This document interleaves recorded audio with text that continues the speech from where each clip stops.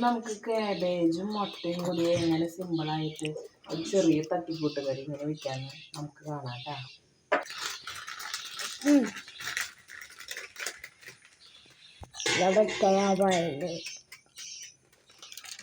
അതിങ്ങനെ കുനുകുനാന്ന് കാബേജ് അരിയുക, കുനുകുനാന്ന് അരിയുക.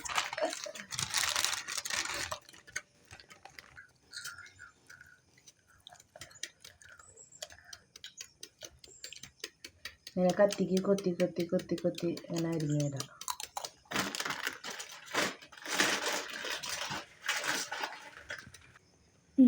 അതിലേക്ക് ഒരു സബോള നീളത്തിൽ അരിഞ്ഞിടാം കാബേജിലേക്ക്.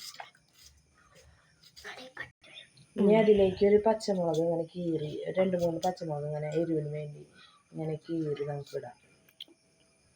അതിലേക്ക് 2-3 പച്ചമുളക് ഇങ്ങനെ എരിവിന് വേണ്ടി കീറിയിടണം. കുറച്ച് വേപ്പിൻ്റെ ഇടാം. ഇനി അതിലേക്ക് നമുക്ക് കുറച്ച് ഒരു 1/4 ടീസ്പൂണ് മഞ്ഞൾപ്പൊടി ഇട്ട് കൊടുക്കാം. ഇനി അതിലേക്ക് നമുക്ക് ആവശ്യത്തിന് ഉപ്പ് ഇട്ട് കൊടുക്കാം. ഇനി നമുക്ക് നല്ലോണം മിക്സ് ചെയ്യാം.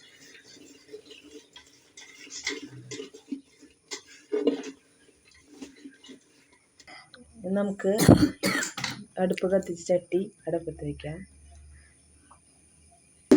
ചട്ടി ചൂടായി വന്നതിന് ശേഷം നമുക്ക് അതിലേക്ക് ആവശ്യത്തിന് വെളിച്ചെണ്ണ ഒഴിച്ചു കൊടുക്കാം. വെളിച്ചെണ്ണ നന്നായി ചൂടാകുമ്പോൾ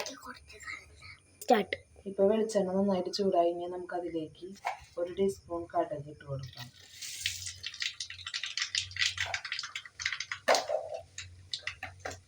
കടുക് നല്ലോണം പൊട്ടി വന്നതിന് ശേഷം അടുപ്പ് ചെയ്യാം.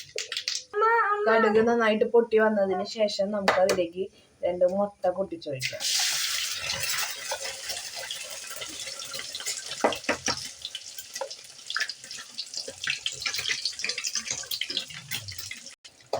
നന്നായിട്ട് ഇളക്കി കൊടുത്ത് മിക്സ് ആക്കാം.